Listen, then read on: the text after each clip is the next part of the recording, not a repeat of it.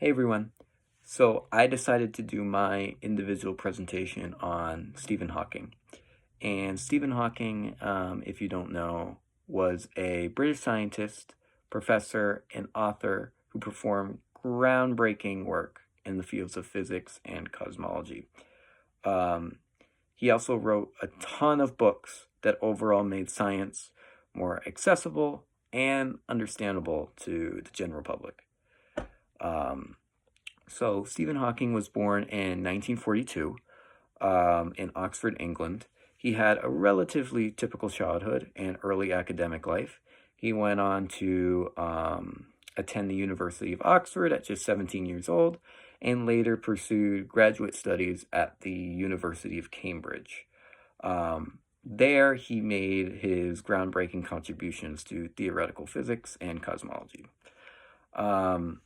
At age 21, though, unfortunately, his life took a drastic turn as he was diagnosed with ALS, which is also known as motor neuron disease. ALS is a progressive neurodegenerative disease that affects nerve cells in both the brain and spinal cord, which eventually leads to total muscle control loss.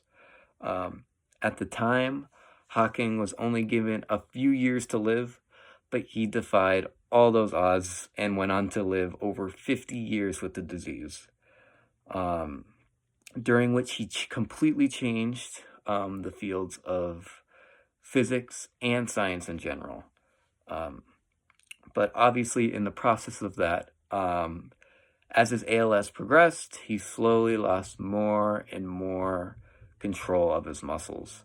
And within a few years, he lost his ability to speak, which made verbal communication nearly impossible for him, which, as you can imagine, was particularly detrimental to him in his field of work as a professor, a writer, and public figure who heavily depended on it.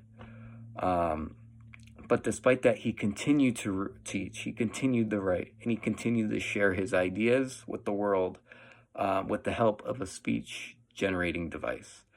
So this speech generating device falls under the category of assistive technology.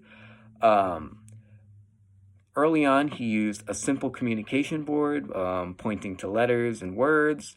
But however, as you can expect, as his mobility decreased, he switched to a more sophisticated system, which the first major upgrade came in 1980 when he began using a speech generating device.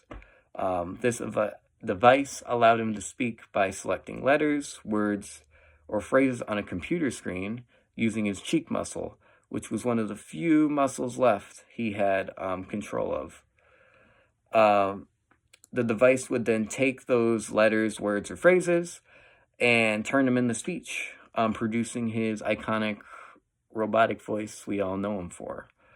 The process was slow, as you can imagine, with each sentence taking several minutes to form, but the important thing was Hawking truly had his voice back, which was very important to him, allowing him to continue writing his books, giving lectures, and communicating his discoveries or thoughts.